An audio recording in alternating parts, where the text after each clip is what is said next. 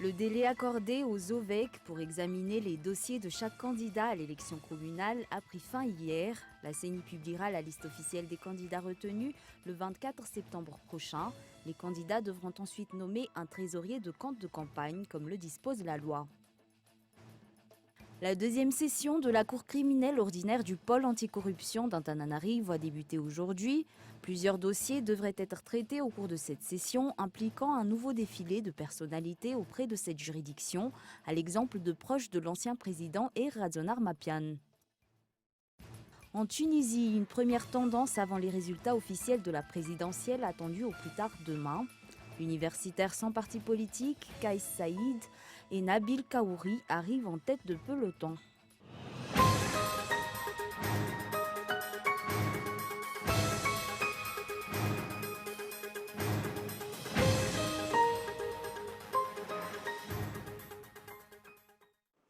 Bonsoir et bienvenue si vous nous rejoignez pour ce rendez-vous quotidien du journal télévisé de Cool TV. Pour ouvrir cette édition, l'actualité politique. Le délai accordé aux OVEC pour examiner les dossiers de chaque candidat à l'élection communale s'est achevé hier. La CENI publiera la liste officielle des candidats retenus le 24 septembre prochain. D'autre part, chacun de ces candidats devra par la suite nommer un trésorier de compte de campagne. Henri Florian. Si le dépôt de candidature pour l'élection communale qui se tiendra le 27 novembre prochain a pris fin jeudi dernier, les organes de vérification et d'enregistrement des candidatures ont eu jusqu'à hier à 17 h pour examiner chaque dossier de candidature. La liste des candidats retenus sera publiée par les OVEC avant d'être publiée par la Commission électorale nationale indépendante. La liste des candidats dans les dossiers ont été validés doivent être publiés auprès de chaque OVEC. La CENI va ensuite publier la liste officielle de tous les candidats de la Grande Île le 24 septembre. Un tirage au sort pour déterminer le numéro que portera chaque candidat sur les bulletins uniques et les panneaux d'affichage se fera le 26 septembre. L'imprimerie nationale va donc commencer l'impression des bulletins uniques à la fin du mois. D'autre part, il faut que chaque candidat nomme un trésorier de compte de campagne. Les candidats doivent nommer un trésorier de compte de campagne. C'est la loi qui l'exige. Les candidats se présentant au poste de maire doivent nommer eux-mêmes par écrit ce trésorier, tandis que pour les candidats se présentant au poste de conseiller communal, c'est la personne qui se trouve en tête de liste qui doit faire la nomination par écrit. Ce document doit être déposé auprès de la CENI, accompagné de l'accord de la personne nommée. Selon la loi, le rapport lié à la gestion du budget de campagne de chaque candidat doit être remis à la Commission de contrôle de financement de la vie politique 3 mois au plus tard, après la publication des résultats officiels de l'élection par le tribunal administratif. Pour rappel, la liste officielle des candidats retenus pour cette élection devra être publiée le 24 septembre prochain. La campagne électorale va débuter le 5 novembre à 6 h du matin et durera 21 jours. La CENI publiera les résultats officieux finaux le 16 décembre et les résultats officiels seront publiés le 14 janvier 2020 par les tribunaux administratifs. Toujours dans l'actualité politique, la plupart des partis politiques existants à Madagascar n'ont présenté aucun candidat pour l'élection communale. Actuellement, les rôles des partis politiques au sein du pays ne sont pas clairement définis. Des mesures devraient être prises contre les partis qui n'assument pas leurs responsabilités envers le pays et ses citoyens, selon l'avis d'un juriste. Toujours sur un reportage de Henri Florian.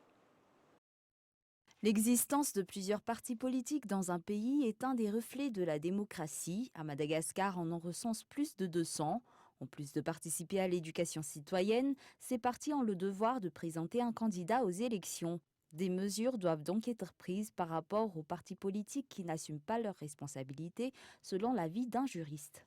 Exactement, il est dur d'y assister et d'y vivre actuellement en présence de des centaines de partis politiques qui n'ont rien à faire de la politique parce que, comment un parti politique est appelé à contribuer à l'éducation du peuple et surtout à penser à un jour ou l'autre avoir le pouvoir. Donc pour pouvoir le pouvoir, il faut participer à une élection. J'aurais préféré que le pouvoir puisse instituer une loi comme quoi ceux n'importe quel parti politique, que ce soit au pouvoir ou non, qui ne participe pas pendant une ou deux, trois fois à une élection, il faut mieux les éliminer parce qu'ils sont là tout simplement pour faire de blabla, pour ne rien dire. Et encore, ils ne sont pas du tout efficaces avec leur blabla. Donc moi, je ne suis pas d'accord.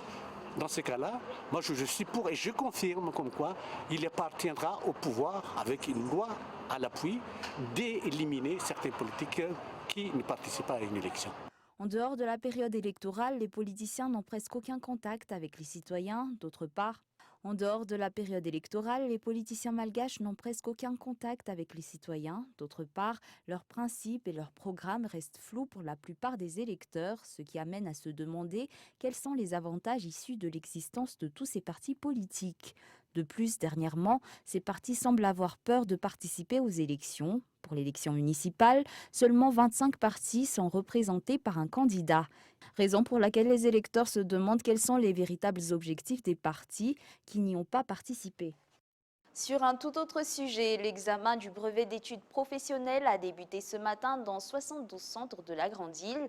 8577 candidats se sont inscrits dans tout Madagascar, dont 4992 à Antananarivo, 644 à Antsrana, 941 à Fianarantsoa, 576 à Majunga, 1022 à Tuamasin et 402 à Tuliar. Cet examen durera 4 jours. Sur un tout autre sujet, les membres du FOM se sont entretenus aujourd'hui avec le ministre de l'Aménagement du Territoire, de l'Habitat et des Travaux publics. Une rencontre pour renforcer la relation entre le secteur public et privé. La participation du secteur privé au projet de développement du pays est importante. Miantara Genève. Dans le cadre de l'amélioration de la collaboration publique-privée, des membres du groupement professionnel FOM, Ufikambana Nurnasa Malagas, ont rencontré aujourd'hui le ministre de l'Aménagement du Territoire, de l'Habitat et des Travaux publics à Zwanjianen Arvelo. Nous avons discuté de quelques points concernant les membres du FOM dans le domaine du bâtiment et travaux publics. Le FOM va commencer à travailler et va organiser sous peu des descentes sur terrain avec les membres. La participation du secteur privé au projet de développement du pays est importante selon le ministre. Toutefois, cette participation doit respecter certaines normes. Au cours de cette rencontre, ce ministre a renforcé que des mesures seront prises afin que les dépenses se fassent en fonction des priorités. Rappelons que la construction de nombreuses infrastructures à Madagascar découle d'un partenariat public-privé, comme c'est le cas pour les infrastructures routières d'Inkourjan. Restons dans l'actualité locale. La deuxième session de la Cour criminelle ordinaire du pôle anticorruption d'Antananarivo a débuté aujourd'hui. Selon les informations reçues, cette juridiction va commencer par traiter des dossiers portant sur les trafics d'êtres humains, les trafics de drogue. D'autre part, parmi les personnalités attendues devant cette cour figurent Claudine Razemamoun et Mboula Radzona, ancien conseiller du président sortant, et Radzona Mapian. Place maintenant aux actualités internationales. En Tunisie, une première tendance avant les résultats officiels de la présidentielle attendue au plus tard demain.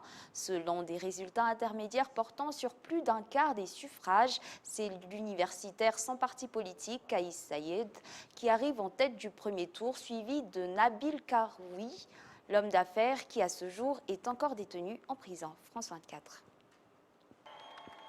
C'est elle, Salwa Asmaoui, qui jusqu'à la fin a géré la campagne de son mari. Car depuis le 23 août, le populiste Nabil Karoui est en détention préventive. Il est accusé de blanchiment d'argent et de fraude fiscale, mais pour lui, aucun doute, il s'agit d'un complot. Car depuis le début, l'homme d'affaires et mania des médias fait partie des candidats favoris. Une popularité acquise grâce à ses distributions d'aide alimentaire dans les régions les plus pauvres du pays. Pourtant aujourd'hui, il est dans une situation inédite, un véritable casse-tête juridique. Car même s'il est en prison, il n'est pas condamné.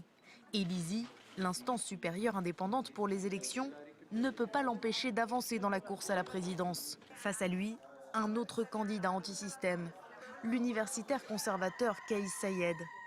Ce professeur de droit s'est fait connaître par ses interventions régulières dans les médias. On le surnomme d'ailleurs Robocop, à cause de son manque de ponctuation et de son débit très saccadé. Pourtant, il s'est contenté de cette notoriété. Pendant sa campagne, il n'a organisé aucun meeting. Il a simplement fait du porte-à-porte, comme ici, dans cette cité de la capitale. Une stratégie manifestement payante. On a un monsieur super simple, super modeste, qu'on retrouve dans les petits cafés, il va acheter, boire un petit café. Quelque part, les Tunisiens se disent, ce monsieur, il nous ressemble, il parle comme nous. Il n'est pas en relation avec l'étranger, même il y a cet esprit d'enfermement à la Tunisie et au monde arabe, etc. Comme son rival, il mise sur la déception des Tunisiens pour être élu. Car le pays est dans une situation délicate, notamment sur le plan économique. La croissance ne décolle pas, l'inflation est élevée, tout comme le chômage. Il touche actuellement plus de 15% de la population active. Les cours du pétrole ont grimpé de 10% ce lundi matin en Asie, 2 jours après les attaques contre 2 installations pétrolières stratégiques saoudiennes par les rebelles yéménites Houthis. La tension monte dans le Golfe. France 24. Le royaume touché au cœur. La moitié de la production de pétrole saoudienne, 5% du commerce mondial, parti en fumée. Conséquence, le prix du baril pourrait temporairement augmenter de 5 à 10 $. Mais cette flambée des prix va-t-elle se prolonger ? On se demande si l'Arabie saoudite peut se remettre de ces attaques et combien de temps ça lui prendra. L'économie du pétrole et le système mondial ont des mécanismes pour compenser ce type de pertes. Il y a des réserves qui peuvent être utilisées pour éviter de trop grandes variations. L'Arabie saoudite ou encore les États-Unis pourraient ainsi puiser dans leurs réserves. Mais au-delà de l'impact commercial, les attaques ont mis en évidence un autre constat. L'infrastructure pétrolière saoudienne est vulnérable. Ce qui est assez frappant, c'est de voir la dissymétrie entre les moyens qui ont été utilisés. On parle de drones qui, pièces, valent quelques dizaines de milliers d'euros face à sans doute l'armée qui dispose de l'équipement le plus sophistiqué dans cette région du globe. On est assez surpris de voir que ces installations s'avèrent tout compte fait relativement vulnérables. Les attaques tombent au plus mal pour Aramco qui préparait une entrée en bourse tonitruante. Des annonces sur les dégâts et sur la reprise de la production sont attendues mardi. Voici un bref rappel des titres avant de nous quitter. Le délai accordé aux OVEC pour examiner les dossiers de chaque candidat à l'élection communale a pris fin hier. La CENI publiera la liste officielle des candidats retenus le 24 septembre prochain. Ces candidats devront ensuite nommer un trésorier de compte de campagne. La deuxième session de la Cour criminelle ordinaire du pôle anticorruption a débuté aujourd'hui. Un nouveau défilé de personnalités est donc attendu auprès de cette juridiction, à l'exemple de proches de l'ancien président Radon Armapian. En Tunisie, une première tendance avant les résultats officiels de la présidentielle attendue au plus tard demain. Kaïs Saïed et Nabil Karoui arrivent en tête des sondages. Et voilà, c'est la fin de cette édition. Au nom de l'équipe qui l'a préparée, je vous remercie de votre attention et je vous donne rendez-vous demain pour un nouveau journal. Au revoir.